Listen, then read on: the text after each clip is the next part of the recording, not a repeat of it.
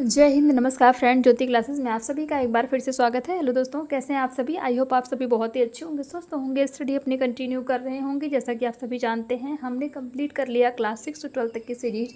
जी हाँ, हमारी क्लास 6 से 12 तक की जो सीरीज चली थी, यानी कि जो हम बुक पढ़ रहे थे, वो हमारी कंप्लीट हो गई है। आई होप आपने हमारी सारी प्रीवियस क्लासेस देखी होगी। नहीं देखी तो प्लेलिस्ट में जाइए, क्लासेस और प्लेलिस्ट आपको प्रोवाइड कराई गई, जिनके माध्यम से आप अपने हर एक कॉन्सेप्ट को क्लियर कर सकते। क्यों? क्योंकि जितने भी टॉपिक हमने क्लास 6 से 12 तक की बुक में कवर किए हैं, सारे ही बहुत ही डिटेल में हमने पढ़े हैं। और इतने डिटेल में पढ़ने का एक ही उद्देश्य कि एक बार आप इस सीरीज को देखिए, भली बात समझिए, ताकि होम साइंस से रिलेटेड कोई भी डाउट आपके माइंड में ना रह जाए। चाहे आप किसी भी क्लास के लर्नर से, किसी कॉम्पिटेटिव एग्जाम की प्रिपरेशन कर रहे हैं, या फिर किसी भी फील्ड में होम साइंस से अपना करियर देख रहे हैं, सभी के लिए सीरीज़ काफ़ी हेल्पफुल होने वाली है। तो प्लीज़ चैनल पर फर्स्ट टाइम विजिट किए हैं, चैनल को लाइक शेयर और सब्सक्राइब करें, अपना फीडबैक भी हमें प्रोवाइड करें, और साथ ही साथ इस क्लास को ज़्यादा से ज़्यादा अपने दोस्तों के साथ भी शेयर करें। स्टार्ट करते हैं विदाउट टाइम वेस्ट की आज की क्लास। आज की क्लास में फ्रेंड्स हम करेंगे क्लास 12 का मॉडल पेपर है, जिसकी हम क्वेश्चन आंसर्स की प्रैक्टिस करने वाले हैं, किस तरीके से क्वेश्चन बनते हैं। तो देखते हैं। क्वेश्चन 1 कहता है, कार्य से किस प्रकार की पहचान विकसित होती है? क्या कहता है, ध्यान दीजिएगा। ये जो हमने क्लास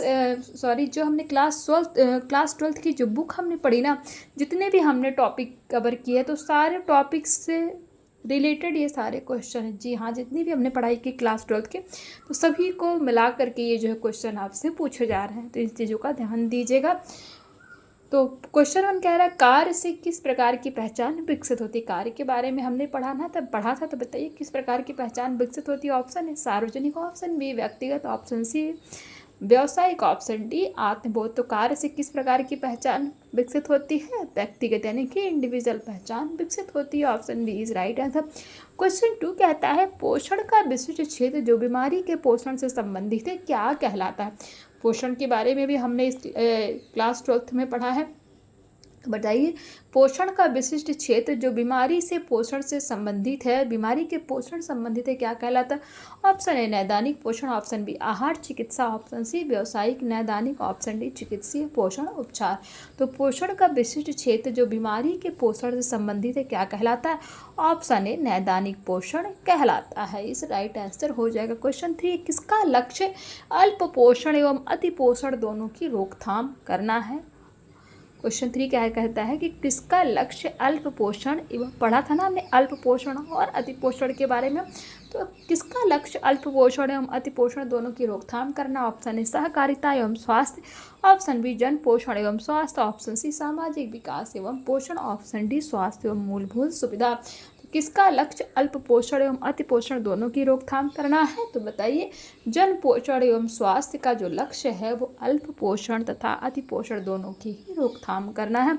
ऑप्शन डी जन पोषण एवं स्वास्थ्य राइट आंसर हो जाएगा। क्वेश्चन 4 कहता है, भारत में संरक्षित उत्पादन का उदाहरण कौन सा है? भारत में संरक्षित उत्पादन का उदाहरण कौन सा है? ऑप्शन ए अचार, ऑप्शन बी मुरब्बा, ऑप्शन सी ए और बी दोनों, ऑप्शन डी इनमें से कोई नहीं। तो भारत में संरक्षित उत्पादन का उदाहरण अचार भी है और मुरब्बा भी है। ऑप्शन सी ए और बी दोनों इस राइट आंसर हो जाएगा। क्वेश्चन 4 कहता है, जनसंख्या की स्वास्थ्य पोषक स्थिति और उत्पादकता का प्रमुख विरोधक है। क्या कह रहा है क्वेश्चन 4? कहता है जनसंख्या की स्वास्थ्य पोषक स्थिति और उत्पादकता का प्रमुख विरोधक है। पर प्रमुख विरोधक क्या है? Option A protozoa, option B खाद्य अपमिश्रण, ऑप्शन सी भोजन, ऑप्शन डी ये सभी। जनसंख्या के स्वास्थ्य पोषण स्थिति और उत्पादकता का प्रमुख विरोधक क्या है? तो ऑप्शन सी भोजन हमारा जो है राइट आंसर हो जाएगा। क्वेश्चन 5 की तरफ चलते हैं। तो जन्म से लेकर 8 वर्ष तक की आयु अवस्था मानी जाती है। हमने कई तरह की अवस्था के बारे में पढ़ा था ना, बाल्य अवस्था, शैशवावस्था, प्रौढ़ावस्था। तो जन्म से लेकर के 8 वर्ष तक की जो आयु अवस्था होती है, वो कौन सी अवस्था मानी जाती है? ऑप्शन है बाल्य अवस्था, ऑप्शन बी प्रौढ़ावस्था, ऑप्शन सी शैशवावस्था, ऑप्शन डी प्रारंभिक बाल्य अवस्था।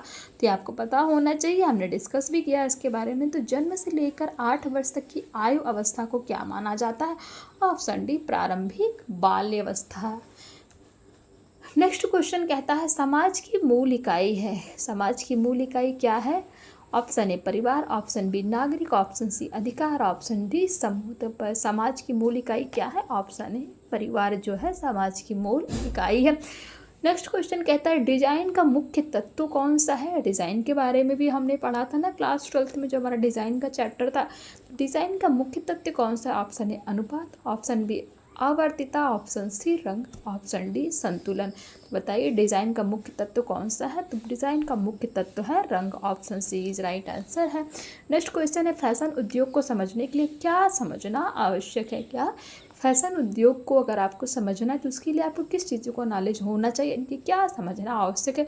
Option A fashion, option B अस्थायी फैशन, ऑप्शन सी शैली, ऑप्शन डी ये सभी। फैशन उद्योग को समझने के लिए आपको फैशन के बारे में भी जानकारी होनी चाहिए। अस्थायी फैशन क्या है, शैली कौन सी है, तो इन सभी के बारे में आपको पता होना चाहिए। अकॉर्डिंग टू क्वेश्चन आंसर हमारा ये सभी डी ऑप्शन राइट आंसर हो जाएगा। नेक्स्ट क्वेश्चन कहता है वस्त्रों में धब्बों एवं धूल को हटाते हुए इनकी किस विशेषता का ध्यान रखना चाहिए। क्वेश्चन ध्यान दीजिएगा, क्या बोलता है वस्त्रों में धब्बों एवं धूल को हटाते हुए इनकी किस विशेषता का ध्यान रखना चाहिए। ऑप्शन ए रंग, ऑप्शन बी चमक, ऑप्शन सी बनावट, ऑप्शन डी ये सभी। तो वस्त्रों में धब्बों एवं धूल को हटाते हुए इनकी रंग का भी हमें ध्यान रखना पड़ता है, चमक का भी ध्यान रखना पड़ता है, बनावट अकॉर्डिंग टू आंसर हमारे यानी कि इन सभी का हमें ध्यान रखना आवश्यक है। Option D is right answer. Next question कहता है प्राचीन समय में व्यक्ति प्रायः कहाँ ठहरते थे। पढ़ा था ना हमने इसके बारे में, तो बताइए प्राचीन समय में व्यक्ति यानी कि रुकने के लिए कहाँ ठहरते थे, कहीं पे जाते थे तो कहाँ ठहरते थे। ऑप्शन ए अपने संबंधियों के पास, ऑप्शन बी अपने मित्रों के पास, ऑप्शन सी धर्मशाला में, ऑप्शन डी ये सभी। तो प्राचीन समय में व्यक्ति कहाँ ठहरते थे, तो अपने संबंधियों के पास रुक जाते थे या फिर अपने मित्रों के पास रुक जाते थे। ऑप्शन सी धर्मशाला में, ऑप्शन डी ये सभी। तो यानी कि यहाँ से कहीं पे किसी भी जगह पे वो रुक सकते थे।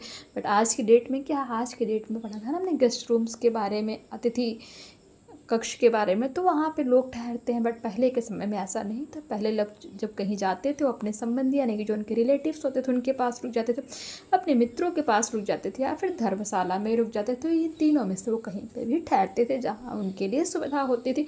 According to question option D ये सभी हमारा राइट आंसर हो जाएगा। क्वेश्चन नेक्स्ट कहता है उपभोक्ता का प्राथमिक घटक निम्न में से कौन सा। उपभोक्ता के बारे में, कंज्यूमर्स के बारे में भी हमने पढ़ रखा है।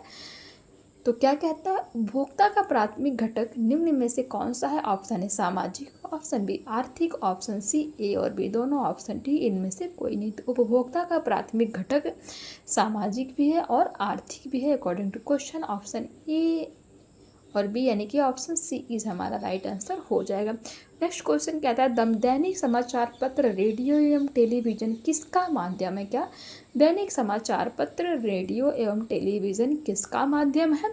ऑप्शन ए विकास पत्रकारिता का, ऑप्शन बी विकास अभियान का, ऑप्शन सी विकास प्रौद्योगिकी का, ऑप्शन डी कहता है विकास संचार का।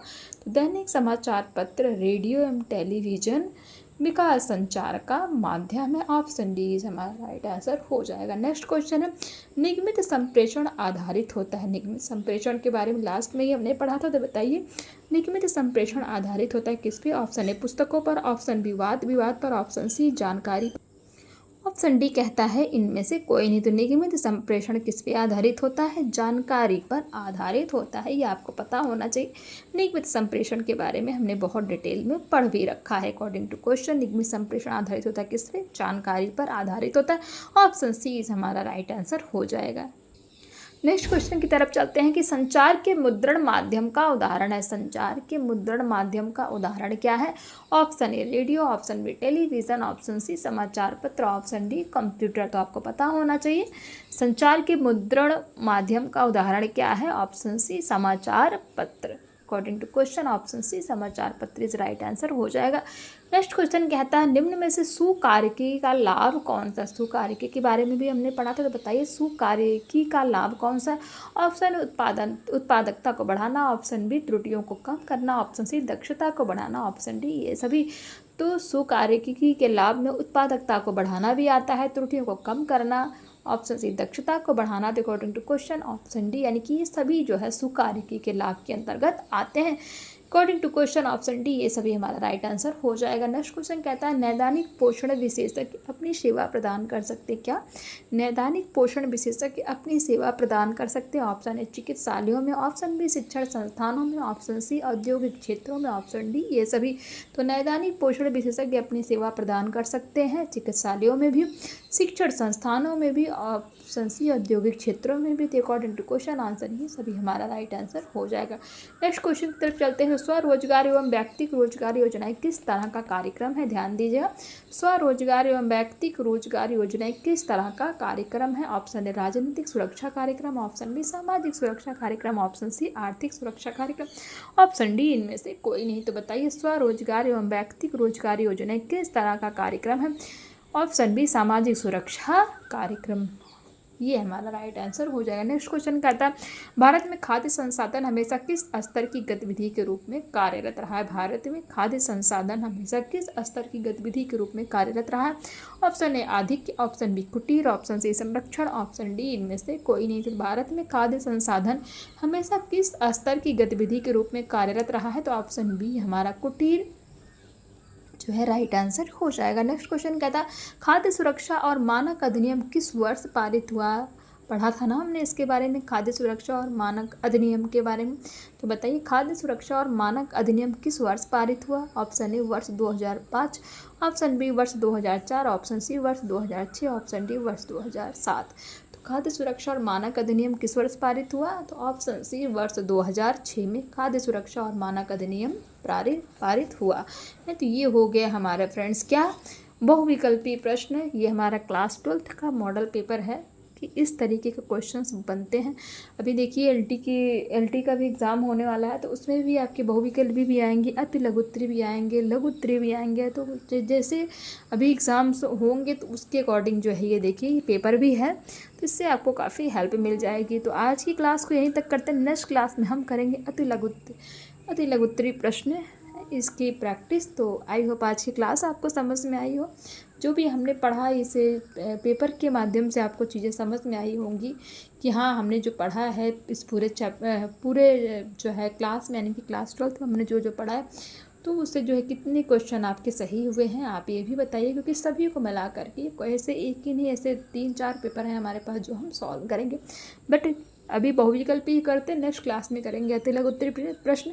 तो मिलते हैं हमारी नेक्स्ट क्लास में, तब तक के लिए जय हिंद, नमस्कार। हंसते रहिए, मुस्कुराते रहिए, एक दूसरे की हेल्प करते रहिए। धन्यवाद।